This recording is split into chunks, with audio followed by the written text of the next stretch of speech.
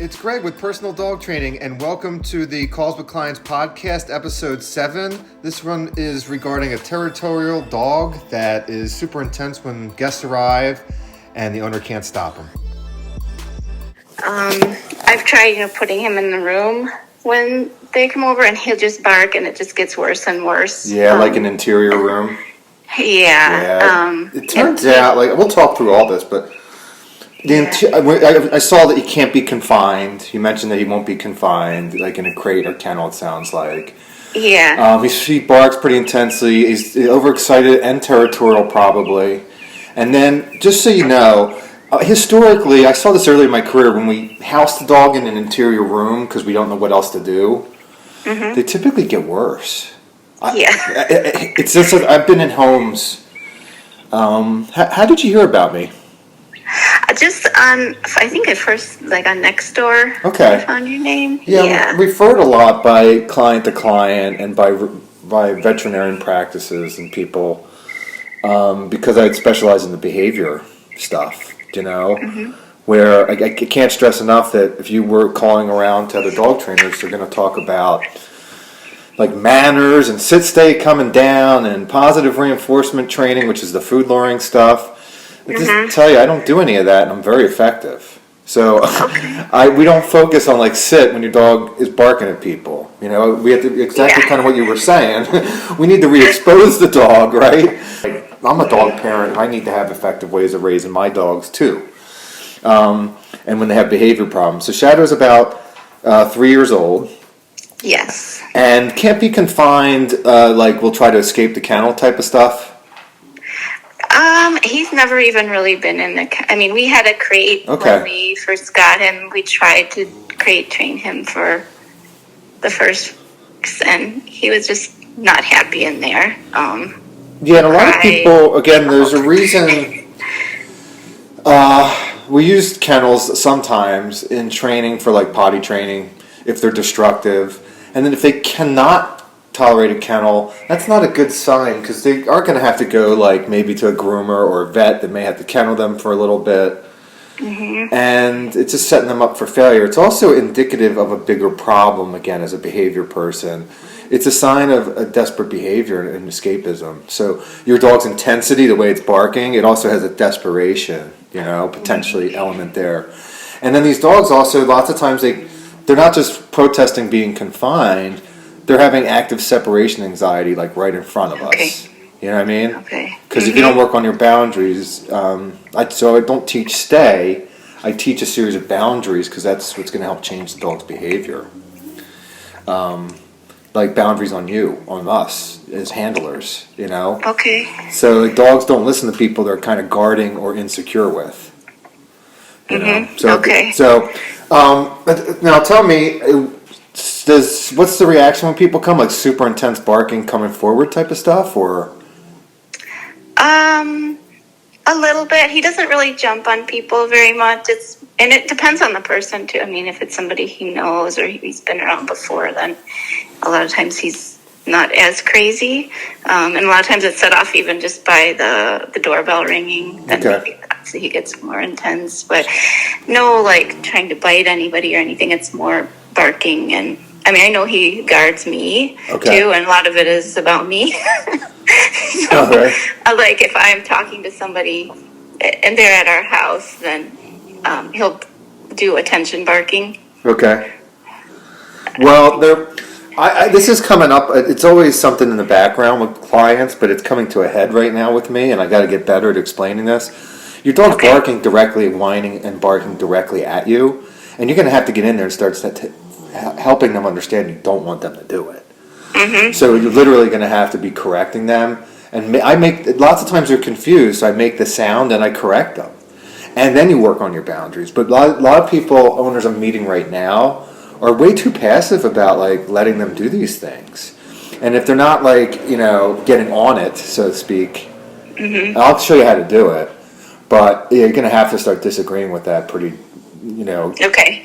consistently, and we are gonna have to teach this dog to be confined because it can't be in an interior room, and you may want to travel and go to a hotel room, and you may want to just for safety reasons have your dog in a kennel at some point.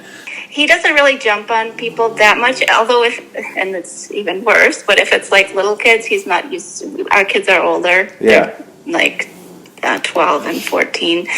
But if they're little, he hasn't been around smaller kids that much, so he may like try to, I wouldn't trust him around them just because he may try to jump on them. Okay. I don't think he'd try to attack or anything like that. Okay. He's friendly. He's just friendly. He's just really yeah, he's just very enthusiastic. Okay. We're going to try to correct through some of this, but then we'll learn things like place command, put him in the dog bed, ask him to stay there instead of being crazy around things. And we'll ask him also to have boundaries on us and people through the way we're handling ourselves and we're handling the leash. So I teach, it's funny, because as a behavior guy, I found out, I had to figure this out for myself, because they were, again, all dog trainers were telling me I should just do sit, stay, coming down. Over the years, I realized boundaries is the most important thing. Once you create a boundary for this dog on you, you can stop them from moving forward on things or rushing through stuff like the door or the, right? Or the out of the kennel. You'll be able to get them to relax next very quickly. So it's boundaries cause relaxation. Then we can do exercise and burn energy, and we can use those tools to have them interact with everything in a more relaxed way. And instead of, it sounds like he's got a little bit of territorial barking, which is he's like, barking at the doorbell or perception of somebody coming in. We have to shut that down. So when that happens, we have to grab the leash and collar, correct, and then to try and start doing some other things I'll show you. But you have to start addressing. You can't let a dog sustain bark. It makes them crazy. It makes them crazy over time and crazier by letting them bark that way. And then the other flip side is excitement to see people. I'm just so excited to see my owners and other people that come in this door. That intersection where those two things come together, I've seen case after case where it does become dangerous eventually. Now you have probably that sweetheart of a dog that's not going to do that. But again, I had one that took 5 years, and they just bit the first person who came in because they're just so intense, right? I'm always concerned that if an owner can't stop a dog from moving forward and barking, that most of those dogs, we don't know what they're going to do when they touch the thing on the other end. Right, yeah. The more intense they get, the worse it can be. Yeah, most of those are just scared 80% of the time. But the overexcitement and what you're talking about, barking intensely and stuff, can be dangerous, a little bit in and of itself, I guess, right? And you don't want the dog to be stressing out or you guys to be stressing out. What kind of methods do you use for training? I've developed 9 behavior-based commands, what I was telling you about. Your personal boundary, no jumping. Creating a boundary on yourself is going to relax your dog. So I'm going to show you how to create a boundary because when this dog tries to jump on me, I'm going to ask for space. That's a command. Place bed. It's becoming popularized, but it's kind of like, just go to your bed. I'm going to show you the teach place command in a way that gets right at the behavior aspects of teaching place command. You want your dog to learn to relax around things, a re-exposure, like you're saying. So that's another one. Walking structure, walking without getting pulled around or poor response to things. That's very difficult for most dog owners, and that's a command, I'm considered behavior command. If your dog has that hunting drive, I'm going to show you how to play tug and fetch a certain way. Just add a little bit of structure, nothing too crazy, to help with the behavior. So these are what I teach. I don't teach again, that's why if you go on my website, you see I talk about all these things. And I have a website where you can become a member. And the things I'm teaching you in person are also on that website. Because again, I'm come from a background as a creative person and an artist who got into dog training kind of late in life, relatively. And I said, you guys, don't you see this stuff doesn't work? And they all got mad at me. So I don't talk to other dog trainers. Okay. If your dog's barking at something, we're going to try to see if we can physically correct through that. So we have the very first one is physical correction to make it work verbally. You're going to try to see how much you can correct through. You can't correct through everything, right? I have a thing called the 3 correct rule, where even if you're yelling at your dog, no, you should stop. It's not working, right? So we're going to try to physically correct for things and then also understand the limitations of correction. That's why we need these behavioral tools that I'm talking about, not just here's some food or here's sit, because it doesn't get at the problem. If your dog needs to learn to relax around something, you got to create a boundary on that thing and then have them learn to do place command around it, right? So that's what we're going to be teaching and learning together. So I have a lot of clients that are like 80 years old, that are retired, that are millionaires, that are public figures, that are not going to go to my house over and over, even my house over and over. They'll come and do some trips over here, but they need me to come to their home. So I've been in the homes for all these years, and that's where I see all these, glaring gaps in what we should teach, versus what they need, There is a physical correction, though. Okay, a plastic collar that goes loose on your dog when they bark or go to lunge for something, or say they go after food on the ground or something, a rock.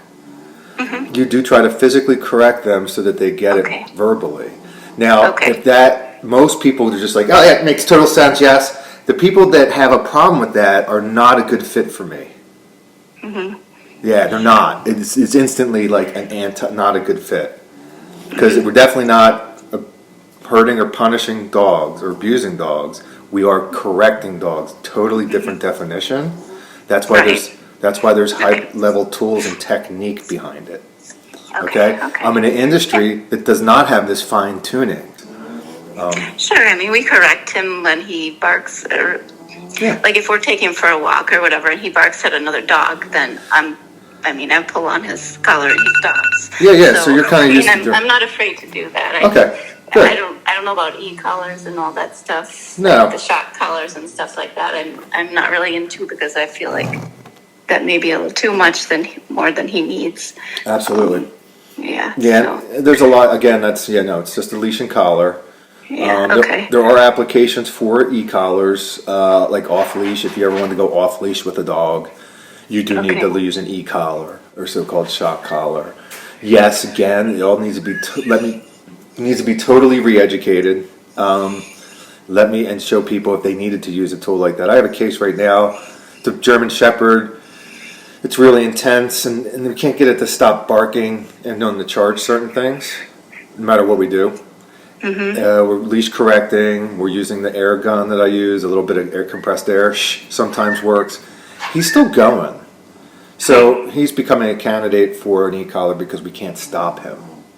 Okay. All right, and it's not because we want to hurt him. It's because he's so intense. We got to figure out what we. I was telling you, this is a harder case. He's also a harder case. So there are all tools can be used well and poorly, and some are just irrelevant. So right. Okay, and it probably depends dog to dog. Yeah, like you would never want to put an e-collar on a dog that hasn't learned some other stuff first, the so-called shock collar. You wouldn't want to put it on a dog that's insecure. You want to put it on a dog that's got separation anxiety from its owner. You don't use it on certain things. I don't use it for place command. I don't use it for a million things you don't use it for. But again, I'm in an industry, they do try to, they'll take your dog and use it for everything, and overuse all these tools, Yep. So, okay.